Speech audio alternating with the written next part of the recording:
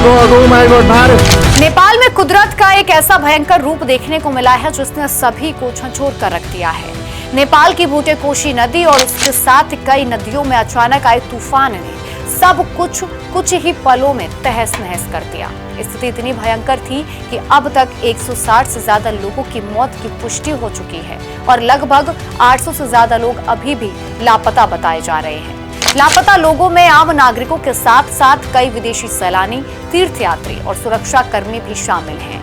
ये आपदा नेपाल के इतिहास की सबसे बड़ी और घातक आपदाओं में से एक मानी जा रही है। इस पूरी तबाही की शुरुआत नेपाल और चीन की सीमा के पास रसुआगढ़ी इलाके से हुई है। शुरुआती रिपोर्ट्स के मुताबिक नेपाल चीन सीमा के पास एक बड़ा एवलांच हुआ और चट्टानें खिसक गई। इसके साथ ही वहां पास में एक हल्का भूकंप भी दर्ज किया गया। इन दोनों वजहों से भूटेकोशी नदी की सहायक नदी का रास्ता पूरी तरह से बंद हो गया। जब मलबा और पानी का बांध अचानक टूटा तो भारी मात्रा में पानी और कीचड़ का सैलाब तेजी से नीचे की बस्तियों की तरफ बढ़ा। सबसे डराने वाली बात यह है कि इस इलाके में उस समय कोई बारिश नहीं हो रही थी, इसलिए किसी को भी इस खतरे की चेतावनी नहीं मिल पाई। जब तक कुछ लोग समझ पाते तब तक सब कुछ तबाह हो चुका था। इस आपदा ने कई परिवारों को गहरा दर्द दिया है। ईशा फाउंडेशन के सेक्रेड वॉक्स समूह के 77 तीर्थयात्री जो अपनी कैलाश मानसरोवर की यात्रा पूरी करके काठमांडू लौट रहे थे, वे भी उसी रास्ते पर थे। घटना के कुछ मिनट पहले ही उनकी बातें अपने अपने घरों पर हुई, लेकिन तब तक सब कुछ सामान्य था। लेकिन कुछ ही मिनट के बाद संपर्क अचानक टूट गया और उनका अभी तक कुछ भी पता नहीं चल पाया।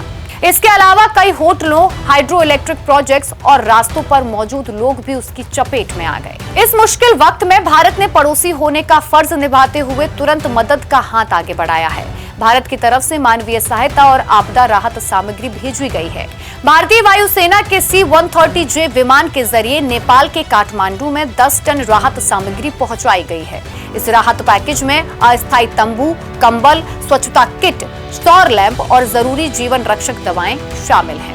भारत के विदेश मंत्री एस जयशंकर और प्रधानमंत्री नरेंद्र मोदी ने नेपाल के प्रधानमंत्री से बात कर गहरी संवेदना व्यक्त की है और भरोसा दिलाया है कि भारत इस संकट की घड़ी में पूरी तरह से नेपाल के साथ खड़ा हुआ है। चीन और अमेरिका जैसे देशों ने भी अपने नागरिकों की सुरक्षा के लिए हेल्पलाइन नंबर जारी किया है। नेपाल में आई इस भीषण बाढ़ और नदियों के जलस्तर में अचानक हुई भारी बढ़ोतरी को देखते हुए उत्तर प्रदेश और बिहार में भी अब हाई अलर्ट जारी कर दिया गया है। नेपाल से आने वाली नदियां सीधे उत्तर भारत के मैदानी इलाकों से होकर गुजरती हैं, इसलिए नेपाल में आए इस जल प्रलय का असर अब भारत के कुछ राज्यों पर पड़ सकता है।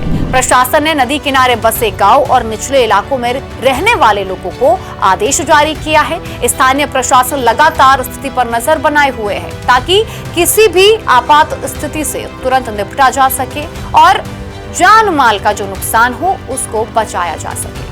फिलहाल के लिए मेरे साथ इतना ही। ऐसे तमाम अपडेट्स के लिए जुड़े रहिए प्राइम न्यूज के डिजिटल प्लेटफॉर्म के साथ। नमस्कार।